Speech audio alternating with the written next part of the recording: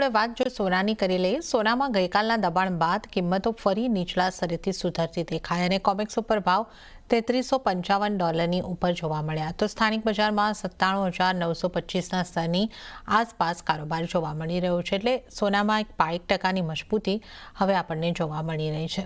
જતીનજી, સોનાને કઈ રીતે જોવું જોઈએ?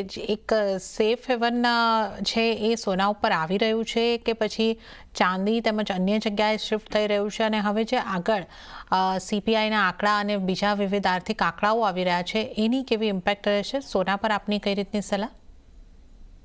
જના રાઇટલી પોઇન્ટેડ કે ગોલ્ડનું મહત્વ જે છે અહીંયાથી એટલું બનેલું રહે છે, જે હિસાબથી હમણાં સાઇડવેઝ ટુ વોલ્ટાઇલ રેન્જના અંદર જે ફસાયેલો છે, 3280 ઓન ધ લોઅર સાઇડ અને 3400 મોરલેસ ઓન ધ હાયર સાઇડ. જે હિસાબથી ટ્રેડ ડીલ્સને લઈને અનસર્ટનિટી અહીંયા ક્લિયરિટી નથી આવતી, ત્યાં સુધી આ વોલ્ટાઇલ રેન્જ જે છે ક્યાંય ને ક્યાંય પકડીને રાખી શકે છે બિટવીન 3280 અને 3400નો. જેટલું આ માર્કેટ પર ડીલ્સને લઈને ક્લેરિટી નથી બનતી, એટલું જ માર્કેટ જે છે ક્યાંય ને ક્યાંય થોડા બધા જ એસેટ ક્લાસીસ વોલ્ટાઇલ જરૂર તમને દેખાતા રહેશે. એક રીઝનિંગના વજહથી અહીંયાથી પ્રોફિટ બુકિંગ પણ આવી શકે છે. ક્યારેક કોઈ ડીલ્સનું અપડેટ આવી ગયું કે ક્યારેક કોઈ ટેરિફ્સના લઈને વધારે અપડેટ આવી ગયું, તો હમણાં થોડુંક કેવું એટલું ડિફિકલ્ટ રહેશે કે કોઈ ટ્રેન્ડ બેઝ તમને અહીંયાથી ઝોન્સ મળે. રેન્જ જે અહીંયાથી બની રહી છે એ અરાઉન્ડ અબાઉટ 96,000થી લઈને 99,500ની જે રેન્જ બની રહી છે, તે 2,500-3,000 રેન્જ બની રહી છે ગોલ્ડના અંદર આપણા ઘરેલું બજારની. તો દર્શકોની સલાહ રહેશે મારી કે ટ્રેન્ડ બેઝ રેલી કેપ્ચર કરવા કરતાં રેન્જને કેપ્ચર કરવાની કોશિશ કરવાની. 97 નજીક જેટલું લેશું એટલું સેફ્ટી નેટ રહેશે, કેમ કે ઓવરઓલ સ્ટોપ લોસ 96 નીચે જ બનેલો છે મારો, અને હાયર સાઇડ પર 99,500 સુધીના લેવલ્સ માટે હોલ્ડ કરી શકાય છે. 97,500ના આજુબાજુ લ્યો, 96ના નીચે સ્ટોપ લોસ રાખીને 99,000 99,500 સુધીના ટાર્ગેટ્સ રાખીને ગોલ્ડના અંદર બાઇંગની સલાહ રહેશે. ગઈકાલના દિવસે જે થોડું ઘણું પ્રોફિટ બુકિંગ આવ્યું છે એ મને લાગે છે ઓપોર્ચ્યુનિટી છે. સો લોંગ પોઝિશન જે છે બનાવીને રાખવાની, ડિપ્સ પર એડ કરવાની. ઓકે, તો ડિપ્સ ઉપર એડ કરવાનું છે, લોંગ પોઝિશન બનાવીને રાખવાની છે. કરેક્શન જે છે એ એક તક અહીં આગળથી રોકાણની હોઈ શકે છે. તો સોના માટે લેવલ્સ કયા ધ્યાને રાખશો? 97,500ની આસપાસ મળે છે, બાઇંગ કરીને ચાલો. 99,500ના ટાર્ગેટ અને 96,000ની આસપાસના સ્ટોપ લોસને તમારે ધ્યાને રાખવાનું રહેશે. તો આ સોના ઉપર એક સલાહ બની રહી છે.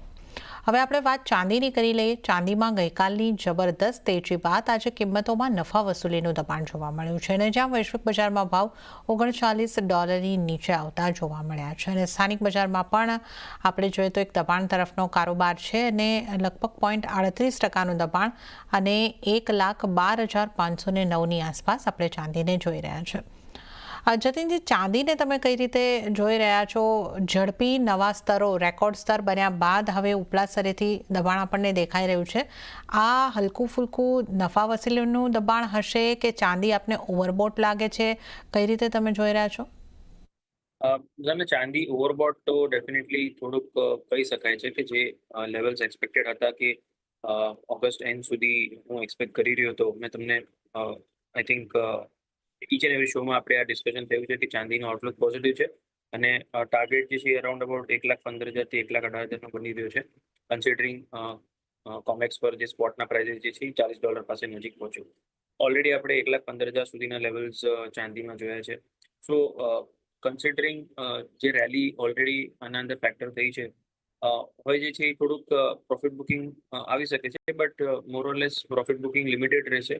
1,10,000 1,11,000નું એક સ્ટ્રોંગ સપોર્ટ લાગે છે, કેમ કે કોમિક્સમાં પણ જોવા જઈએ તો 3750 પાસે બહુ સ્ટ્રોંગ સપોર્ટ બનેલો છે હમણાં. સો ડિપ્સ પર બાઇંગ કરવાનું જ છે આના અંદર.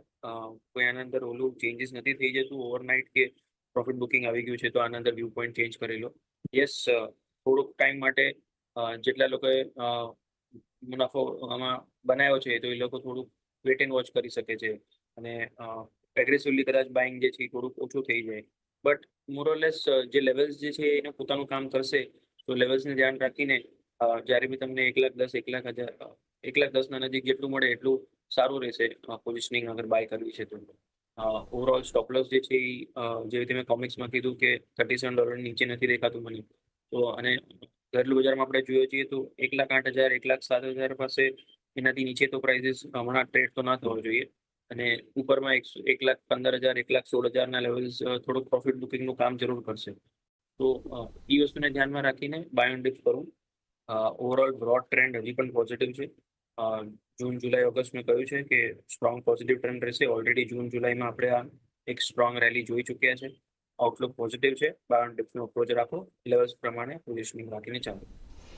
ઓકે, તો ચાંદી માટે પણ બાય ઓન ડિપ્સની સલાહ જ બની રહી છે અને ચાંદી માટે આઉટલુક અહીંયા આગળથી પોઝિટિવ છે. તો આપણે અહીંયા આગળથી જે સપોર્ટ લેવલની વાત કરીએ 1,10,000ના સપોર્ટ લેવલ આપણને જોવા મળી શકે છે. તો બાય ઓન ડિપ્સની સલાહ ચાંદી માટે બની રહી છે. તો સોના ચાંદી બંનેમાં એક પોઝિટિવ આઉટલુક આપણે રાખવાનું છે અને આ સાથે હાલ સમય